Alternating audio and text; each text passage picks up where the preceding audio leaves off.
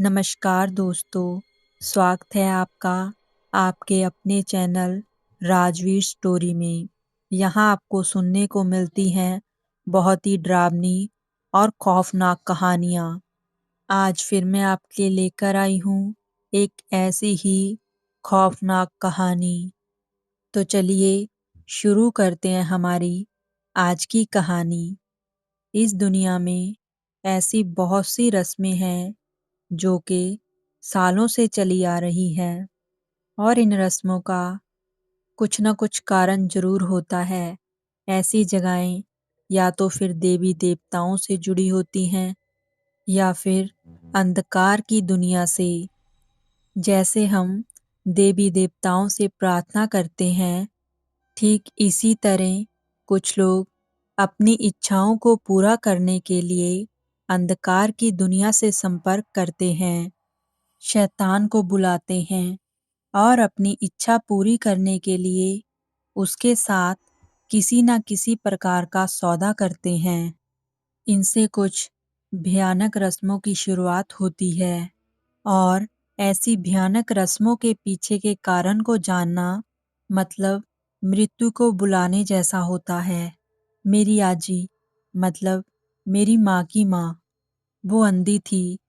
कब से थी ये पता नहीं, पर माँ हमें कभी कभार ही नानी के गांव ले जाया करती थी और दूसरे तीसरे दिन ही हम वापस आ जाते थे।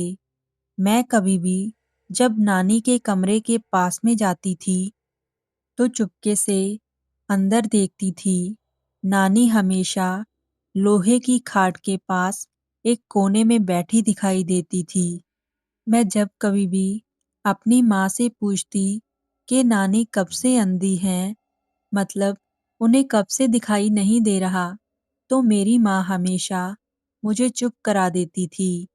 सिर्फ माँ ही नहीं, वहाँ पर कोई भी किसी से कुछ भी नहीं बताता था। मेरा मामा नानी का ख्याल रखता था, वही उनकी सेवा किया करता था। मैं उस वक्त 15 साल की थी जब मैं नानी के घर गई थी। उस वक्त मामा की बेटी वहां पर आई हुई थी। वो मुझसे बड़ी थी। मामा उसे कभी भी अपने घर पे नहीं रखता था। हम बच्चे खेल खेल में नानी के कमरे में झांक कर देखते थे। तब वो इधर उधर देखती दिखाई पड़ती। कभी कभी तो एक कोने की तरफ एक टक लगाए हुए देखती रहती थी। कभी छत को एक टक लगाए देखती रहती और फिर एकदम से वो अपनी गर्दन हमारी तरफ घुमाती। उसे ऐसा करता देख हम लोग डर जाते थे। फिर वो मुस्कुराते हुए हमें अपने पास आने का इशारा करती। उसकी अंधी नज़र देखकर हम लोग डर जाते थे। उनकी अंधी नज़र जब हमारी तरफ मुड़ती तब हमारा पूरा शरीर कांप उठता था। ऐसे लगता था कि जैसे वो हमें ही देख रही हों। लेकिन मामा हमें हमेशा वहां से दूर हटाता और हमें बाहर जाकर खेलने के लिए कहता। हम दोनों भी उनसे डरकर बाहर को भाग जाते। एक बार मामा से मैंने ऐसे ही पूछ लिया था, मामा क्या नानी सच में अंधी है? मामा ने मुझसे गुस्से में कहा, तुझे कितनी बार बताया है इस बारे में कोई बात नहीं करनी है। मैंने उनसे कहा, अरे मैं दूसरा कोई सवाल नहीं पूछ रही हूँ, सिर्फ एक शंका थी। पर फिर भी मामा ने थोड़ा गुस्से में ही कहा, क्यों, तुझे ऐसा क्यों लगता है कि तेरी नानी अंधी नहीं है? मैंने अपने आसपास देखते हुए मामा के पास जाकर धीरे से कहा, हम कभी भी जब खेलते हुए उस खोली के पास जाते हैं ना, या फिर अंदर झांक कर देखते हैं तो अचानक से उनकी नज़र हमारी तरफ मुड़ जाती है। कुछ देर शांत रहकर मामा ने मेरी बात का जवाब दिया, बेटा, अंधे लोगों की नज़र नहीं होती, लेकिन उनके कान बहुत तेज होते हैं। वो बारीक से बारीक आवाज को भी सुन लेते हैं। जब तुम उनके कमरे के पास जाती हो तो वो तुम्हारी पैरों की करकराहट की आवाज़ से पहचान जाती हैं और इसलिए वो अपनी गर्दन घुमाकर तुम्हारी तरफ देखती हैं। मैं मामा के जवाब से सहमत थी, क्योंकि ऐसा ही कुछ मैंने जानवरों के बारे में भी सुना था। मैंने फिर से उन्हें पूछा, लेकिन मैंने ऐसा भी सुना है कि नानी रात के अंधेरे में घर से बाहर चली जाती हैं। मामा ने ये बात सुनते ही मेरे एक थप्पड़ लगा दिया और मुझे धक्का देते हुए उन्होंने कहा, नहीं सुधरोगी, तुम्हारी तो शादी ही कर देनी चाहिए। मामा की मार पड़ते ही मैं रोती हुई वहां से भाग गई। उसके बाद हुआ भी कुछ ऐसा ही। उसी साल मेरी शादी करवा दी गई। लेकिन मैंने मामा से ऐसा सवाल पूछा था इसलिए नहीं, क्योंकि हमारे इधर रिवाज ही ऐसा है कि छोटी उम्र में ही लड़कियों की शादी कर दी जाती है। लड़की जब भी 15 या 16 साल की हो जाती थी तो उसकी शादी कर दी जाती थी। मैं छठी तक पढ़ी थी, इसलिए मुझे शहर से एक सरकारी नौकर का रिश्ता आया था। रिश्ता तय हो गया और फिर उसके बाद शादी भी हो गई और उसके बाद फिर मैं अपना घर छोड़ के दूसरे घर चली गई। लेकिन एक बात जो मेरे मन में रह गई थी, वो थी नानी। मुझे जब भी उनकी याद आती थी तो रह रह कर मुझे एक ही बात सताती थी। एक ही सवाल मन में उठता था कि ये सब लोग नानी के बारे में इतना शांत क्यों रहते हैं? कोई कुछ बोलता क्यों नहीं है? कोई उनके बारे में बात क्यों नहीं करता है? अगर जाने अनजाने में कोई उनके बारे में बात होती भी थी, तो दूसरा कोई अपनी नज़रों से उसको चुप रहने का इशारा करता था। लेकिन धीरे-धीरे मैं उन सब बातों को भूल गई और अपनी शादीशुदा जिंदगी में गुम हो गई। शादी के पहले ही साल मुझे एक लड़का हुआ। मेरी गर्भ अवस्था में मेरी माँ ने मेरा पूरा ख्याल रखा। उन्होंने मेरा सब कुछ किया और उसके बाद फिर मैं अपने बच्चे और अपने परिवार में खो गई। उसके 2 साल बाद मैं फिर से गर्भवती थी और मुझे छठा महीना चल रहा था और मैं अपनी माँ के घर रहने चली गई थी। वहाँ से हम दोनों अपने पिताजी के गाँव जाने वाले थे। लेकिन रास्ते में ही मेरी माँ का गाँव भी पड़ता था और मेरी माँ मुझे वहाँ पर लेकर चली गई। शायद वो अपनी माँ से मिलना चाहती थी। मैं लगभग 3 साल बाद वहाँ पर जा रही थी। इसलिए उन्होंने बहुत लाड प्यार से मेरा स्वागत किया। मेरी हर बात का ख्याल रखा। मेरे मामा ने मेरे लड़के को बहुत सारे खिलौने खरीद कर दे दिए। वहाँ पर जाकर मुझे बहुत अच्छा लग रहा था। मैं और मेरी माँ अगली सुबह वहाँ से निकलने वाले थे। लेकिन मामा के घर आते ही मेरी सबसे पहले नज़र गई तो वो नानी के कमरे की तरफ। उस कमरे का दरवाजा बंद था, लेकिन अचानक से मेरे मन में एक ख्याल आया, नानी जिंदा है भी या नहीं। हम सबने बहुत बातें की, लेकिन उसमें नानी के बारे में एक बार भी बात नहीं हुई। शाम का वक्त हो रहा था। मुझे कहीं से खुसफुसाहट की आवाज सुनाई दी। मैंने जब देखा, मामा मेरी माँ से गुस्से से बात कर रहा था, लेकिन मेरे जाते ही वो दोनों वहां से बाहर चले गए। मामा मेरे लड़के को लेकर बाहर चला गया। उस समय माँ और मामी दरवाजे के बाहर बैठी कुछ बर्तन घिस रही थी। मैं वहीं उनके पास एक स्टूल पर बैठी हुई थी। मैंने बातों ही बातों में अपनी माँ से पूछा, माँ, नानी कहाँ है? दिखाई नहीं दी कहीं। मैं तो भूल ही गई थी उनके बारे में। मेरी मामी ने उसी समय आंखें बड़ी-बड़ी करते हुए मेरी माँ की तरफ देखा। माँ ने उनकी नज़र को जानकर मुझसे कहा, तुझे कितनी बार बोला है कि उनके बारे में बात नहीं करनी है। पर इस बार मुझे भी गुस्सा आ गया, क्योंकि अब मेरी शादी हो गई थी।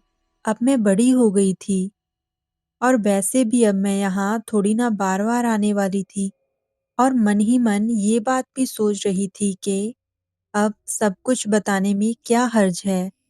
इसलिए मैंने गुस्से में ही कहा, ऐसा क्या कह दिया मैंने? सिर्फ इतना ही पूछा ना कि नानी कहाँ पर है?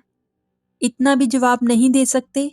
और गुस्से में मैं उठकर वहां से अंदर चली गई। अंदर जाते ही मेरा ध्यान अपने आप ही नानी के कमरे पर चला गया। वहां दरवाजे के बाहर खाने की थाली रखी हुई थी, जो कि खाली थी। तभी मामी तेजी से मेरे पीछे से अंदर आई और उस थाली को उठाकर धोने के लिए बाहर लेकर चली गई। मतलब नानी जिंदा थी। मामी के बाहर जाने के बाद अब वहां पर कोई नहीं था। मैंने सोचा कि चलो चलकर देख लेती हूँ कि नानी कैसी हैं। इसलिए मैं धीरे से नानी के कमरे के पास चली गई। इस बार मैंने कोई आवाज नहीं की। धीरे से इसलिए क्योंकि एक बार मामा ने मुझे बताया था कि अंधे लोगों के कान बहुत तेज होते हैं। उन्हें बारीक से बारीक आवाज तक सुनाई देती है। अब मैं दरवाजे के बाहर खड़ी थी। मैंने अपने आसपास देखते हुए दरवाजे की एक बारीक दरार से अंदर झांकने की कोशिश की। कौन है? नानी की वो कांपती हुई आवाज सुनकर पल भर के लिए मेरा शरीर थरथरा उठा था। मैं बिना कुछ बोले दूसरे कमरे में चली गई। इतने सालों में ऐसा पहली बार हुआ था कि जब मुझे बहुत ज्यादा डर लगा था। आज तो मैंने कोई भी आवाज नहीं की थी, फिर भी नानी को कैसे पता चला कि कोई बाहर खड़ा है? मुझसे ज्यादा देर उस कमरे में भी बैठा नहीं गया। इसलिए मैं उठकर बाहर चली गई। फिर माँ और मामी रात का खाना बनाने में लग गई। मामा मेरे लड़के को वापस लेकर आ गए थे। अब रात हो गई थी। उनके हाथ में एक बड़ा थैला था। उन्होंने वो थैला दीवार पर टांग दिया। हमने रात को बैठकर एक साथ खाना खाया। खाना खाते समय मेरी जुबान पर बस मेरे पति और मेरे बेटे का विषय था। मेरा पति ऐसा है, मेरा बेटा ऐसा है। मैं बस यही सब बातें कर रही थी। ये सब शुरू ही था कि अचानक से बाहर के कमरे में से खांसने की आवाज सुनाई पड़ी। और सब एकदम से शांत हो गए। वो नानी की आवाज थी। आवाज सुनते ही मामा हाथ धोकर वहां से उठ खड़े हुए और दीवार पर टंगी हुई उस थैली को लेकर बाहर चले गए। मैंने देखा कि वो पीछे की ओर जा रहे थे और मैं कान देकर सुन रही थी कि कहीं वहां से कोई आवाज सुनाई दे। मुझे पहले तो दरवाजा खोलने की आवाज सुनाई दी और फिर दरवाजा बंद होने की।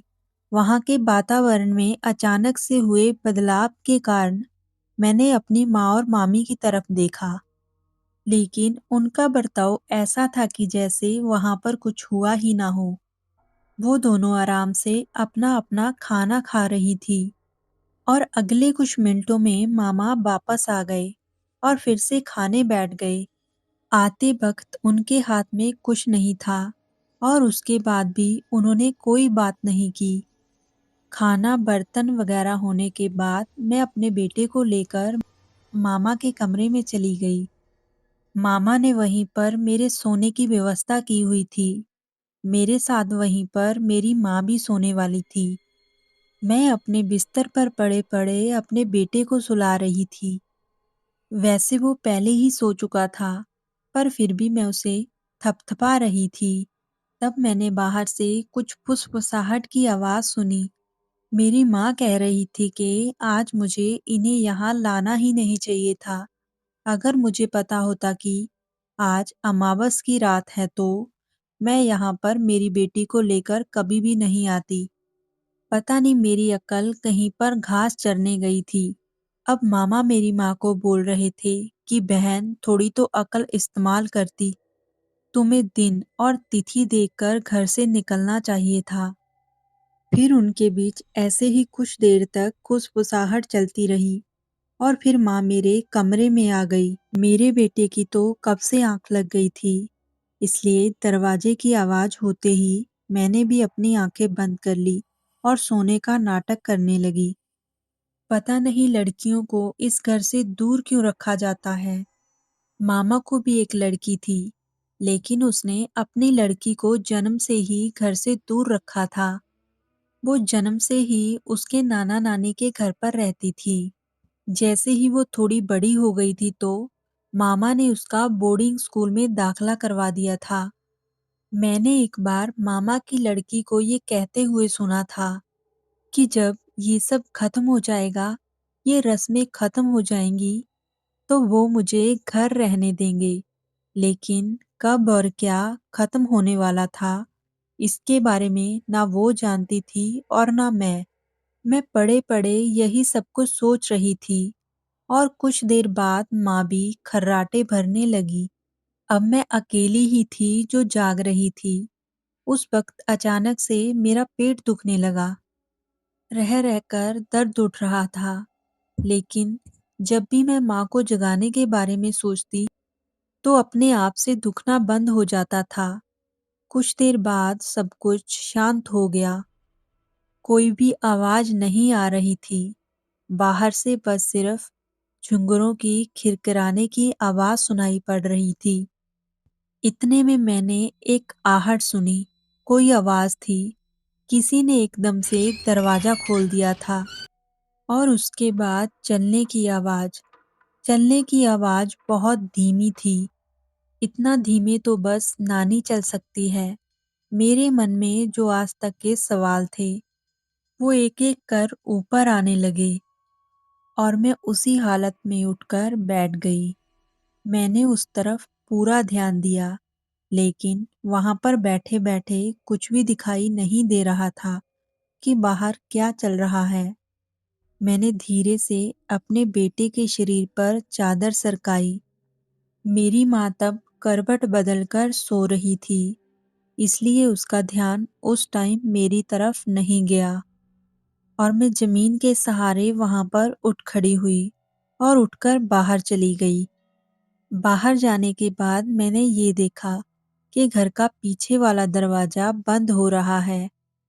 मैंने गौर से देखने की कोशिश की तो मैंने एक और चीज देखी और वो थी नानी। जैसा कि मैंने सुना था कि नानी कभी-कभी घर के बाहर अकेली चली जाती हैं। उनके साथ दूसरा कोई भी नहीं जाता और इसके बारे में घर में कोई खुलकर बात भी नहीं करता है। और अब वो चीज़ मेरी नज़रों के सामने थी। मेरे दिमाग में एक ख्याल आया कि मुझे देखना चाहिए नानी इतनी रात को बाहर जाकर आखिर करती क्या हैं और उनके साथ दूसरा कोई क्यों नहीं जाता, जबकि वो अंधी हैं। और ऐसा सोचते ही मेरे पेट में एक बार फिर से बहुत तेज दर्द उठा। लेकिन तब मेरी माँ जाग जाएगी, इसलिए मैंने कोई भी आवाज नहीं की। मैं अपनी आवाज को दबाते हुए धीरे से आगे चली गई। पीछे के दरवाजे के पास जाकर पहले तो मैंने कान लगाकर बाहर का कुछ सुनने की कोशिश की। बाहर से कोई भी आवाज नहीं आ रही थी। फिर मैंने धीमे से हल्का सा दरवाजा खोला और वहां बनी बारीक दरार से बाहर की तरफ झांक कर देखा। बाहर घना अंधेरा दिखाई दे रहा था, पर कुछ पल के लिए मुझे रोने की आवाज सुनाई देने लगी। अगले पल ही सब कुछ शांत पड़ गया। मैं सोच में पड़ गई कि ये कैसी आवाज थी जिसने एक पल में मेरे रोंगटे खड़े कर दिए। बहुत ही अजीब सी आवाज। तब रह रहकर मेरे पेट में दर्द हो रहा था। तभी मैं वहां पर कुछ देर तक बिल्कुल शांत खड़ी रही और फिर से कान लगाकर बाहर की आवाजों को सुनने की कोशिश की। लेकिन तब बाहर से झिंगुरों की आवाज के अलावा और भी कोई दूसरी आवाज सुनाई नहीं पड़ रही थी। अब मुझसे रहा नहीं गया और मैंने और थोड़ा सा दरवाजा खोलने की कोशिश की, लेकिन उस चक्कर में मेरा बैलेंस चला गया और धक्के से पूरा दरवाजा खुल गया। मैं अपने आप ही बाहर चली गई, जैसे मुझे किसी ने बाहर खींच लिया हो। उस पल मेरे पेट में बहुत तेज दर्द होने लगा और मैं दर्द के मारे कर्राने लगी। लेकिन मैंने जो सामने देखा, उसे देखकर मेरा पूरा शरीर दहल गया। मेरी नानी घर के पीछे दूर पेड़ों के पास खड़ी थी और अपने हाथों को हवा में उठाकर रो रही थी। उनकी रोने की आवाज़ बहुत अजीब थी। उसी के साथ उनके सामने बहुत सारी आकृतियाँ थीं, जो कि बार-बार हिल रही थी।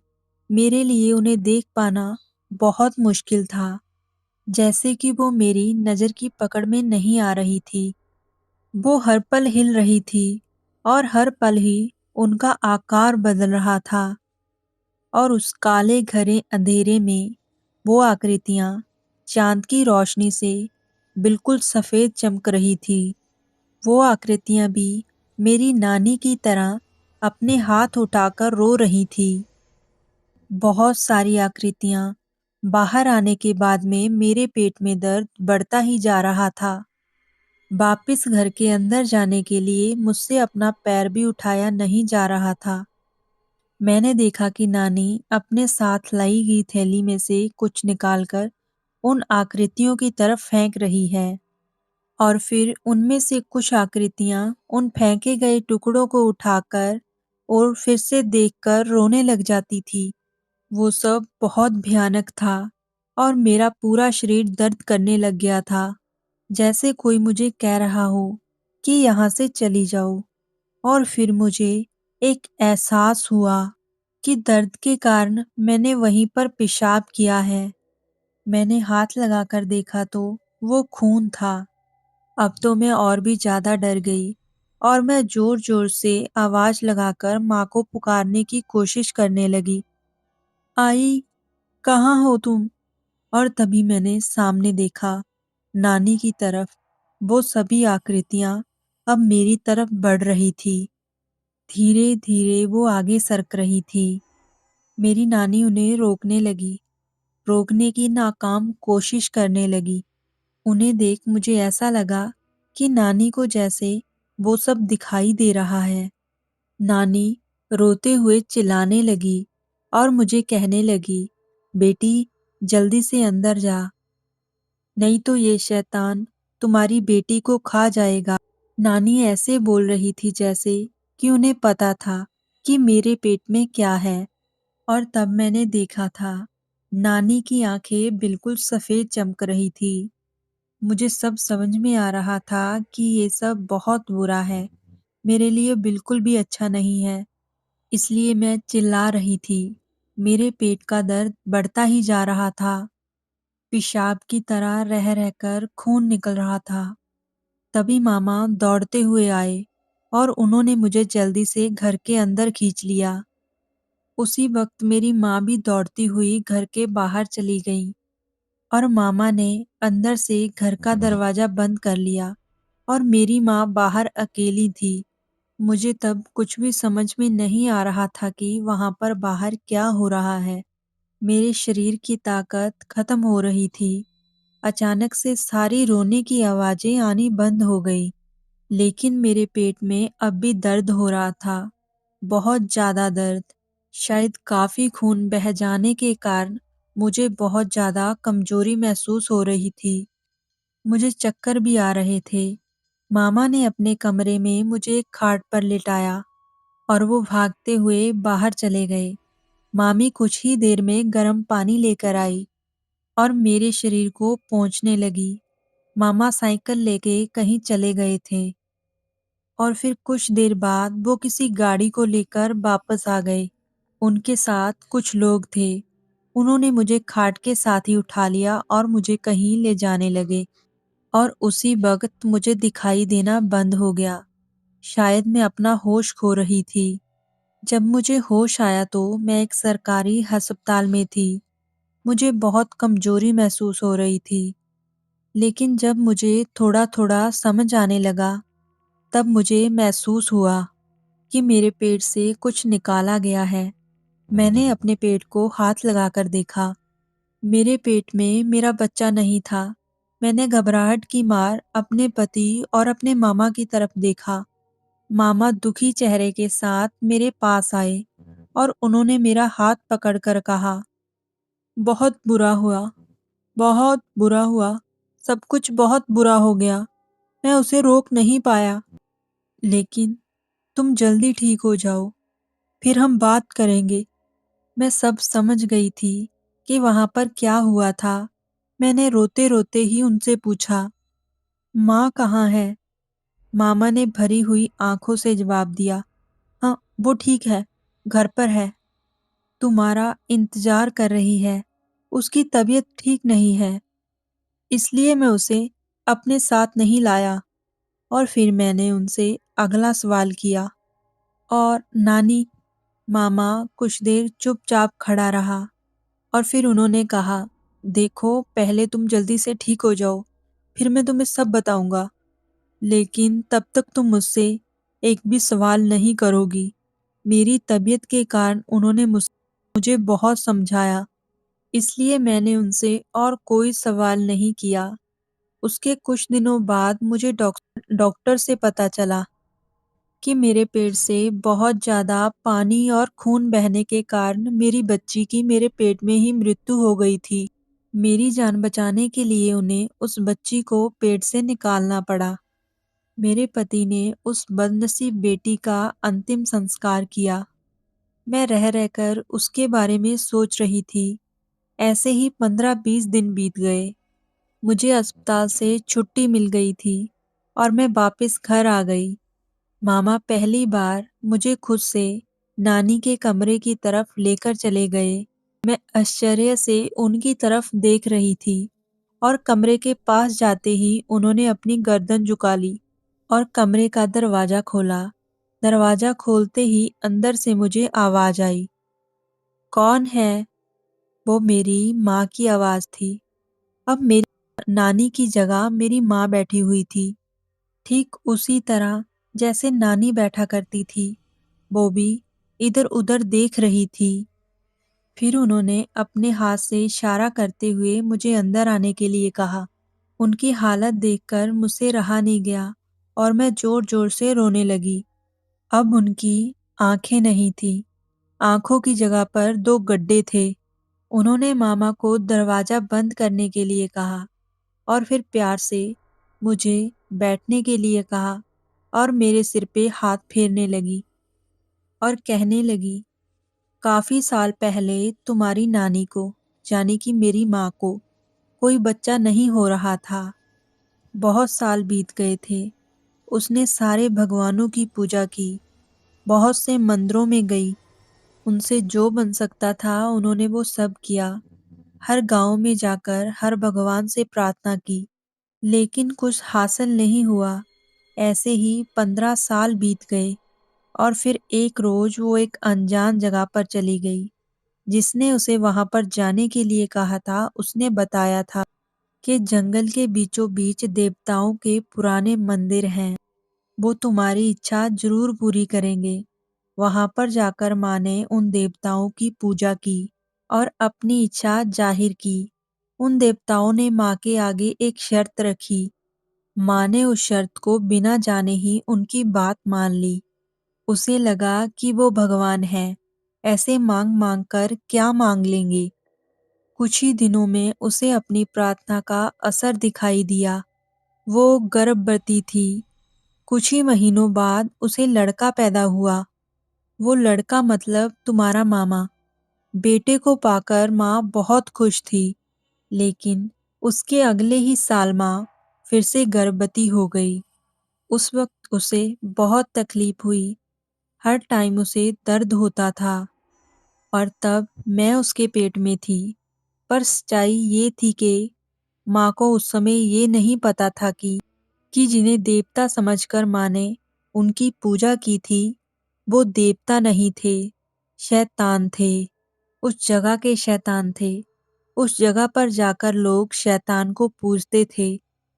शैतान ने मेरी माँ से कहा था कि जब तेरे घर लड़की का जन्म होगा, तो उसको हमें दान करना पड़ेगा।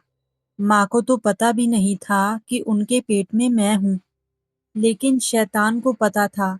शैतान ने मेरे जन्म का इंतजार किया और फिर मेरे जन्म के बाद उसने मुझे लेने के लिए घर के पीछे गुलाम भेज दिए। ये वही गुलाम हैं जो हमेशा रोते रहते हैं, क्योंकि शैतान ने भी उनको बहुत दुख दिया है, इसलिए उनसे दूसरों का दुख देखा नहीं जाता। वो हमेशा रोते रहते हैं, पर कुछ भी हो, उन्हें हर हालत में शैतान की आज्ञा का पालन करना पड़ता है। जब माँ को ये सब पता चला, तो माँ ने मुझे छिपा दिया। उसने मुझे शैतान को सौंपने की बजाय शैतान को किसी दूसरे जानवर का जन्मा हुआ बच्चा सौंप दिया। शैतान को बहुत गुस्सा आ गया और उसने कहा कि तुमने हमारा करार तोड़ा है, इसकी सजा तुम्हें मिलेगी। एक-एक कर तुम्हारा पूरा वंश नष्ट हो जाएगा। शैतान के गुस्से के बाद तुम्हारे मामा अचानक से बहुत बीमार पड़ गए। तो माँ ने शैतान को फिर से बुलाया और उनसे माफी मांगी।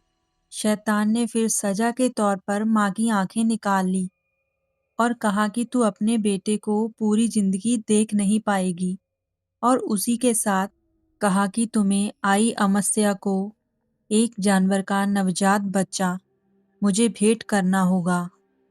माँ ने वो बात मान ली और फिर ये खेल शुरू हुआ। तब से हर अमावस्या की रात उस शैतान को भेंट चढ़ानी पड़ती है। शैतान के गुलाम आई अमावस्या की रात को घर के पीछे उस जानवर की भेंट लेने आ जाते हैं। उस घटना के काफी साल बाद तक मैं बड़ी हो गई थी।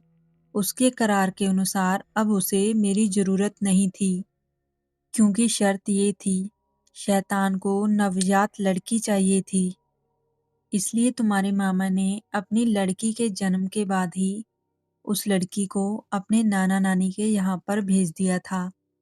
और उस दिन तुम्हारी नानी हमेशा की तरह उस शैतान को भेंट चढ़ाने गई थी, लेकिन पता नहीं कैसे तू उसके चंगुल में फंस गई। हमने तुझे गहरी नींद के लिए एक दवा भी पिलाई थी, पर पता नहीं तू कैसे जाग गई। उसे पता था कि तेरे पेट में एक लड़की पल रही है। असल में ये सब कुछ तुम्हारी नानी की मौत के साथ खत्म होने वाला था, क्योंकि उसका सौदा सिर्फ तुम्हारी नानी के साथ था। लेकिन उस दिन शैतान खुद वहां पर आया था। उसने तुझे अपना शिकार बनाया और वो तुझे बाहर ले गया, और फिर तेरी और तेरे बच्चे की जान बचाने के लिए मुझे शैतान से सौदा करना पड़ा। बदले में उसने मेरी आंखें ले ली, लेकिन इतना करने के बाद भी मैं तुम्हारी बच्ची को बचा नहीं पाई। अब ये सब कुछ मेरी मौत के साथ ही खत्म होगा। पर तुम बिल्कुल भी चिंता मत करना, घबराना मत। अपने पति के साथ अपने घर चली जाओ। इन सब बातों को भूल जाओ और नए सिरे से शुरुआत करो। अगर कभी मेरी याद आई या मिलने का मन किया, तो अमावस की रात छोड़कर आना। मैं तुम्हें यहीं और इसी कमरे में मिलूंगी। मेरी माँ ने जो भी बताया था, वो सब बहुत ही अजीब था। वो शैतान और उसके साथ किया गया वो करार और वो बेटी का सौदा, वो सब फिर से शुरू हो गया था। उसी कमरे में एक दीवार पर नानी की तस्वीर लटकी हुई थी और उस पर हार चढ़ाया हुआ था। नानी की भी उसी रात मौत हो गई थी, लेकिन तस्वीर में जो नानी थी, उनकी आंखें थी, और आंखों के कारण वो बहुत सुंदर दिखाई दे रही थी। वो मेरी अंधी नानी नहीं थी, वो मेरी सुंदर नानी थी। लेकिन कहने वाली बात ये थी कि इतने सालों बाद भी शैतान ने अपना सौदा पूरा कर लिया था। दोस्तों, तो ये थी हमारी आज की कहानी। आपको कैसी लगी? कमेंट में ज़रूर बताएं। फिर मिलते हैं नई हॉरर स्टोरी के साथ। तब तक के लिए बाय बाय।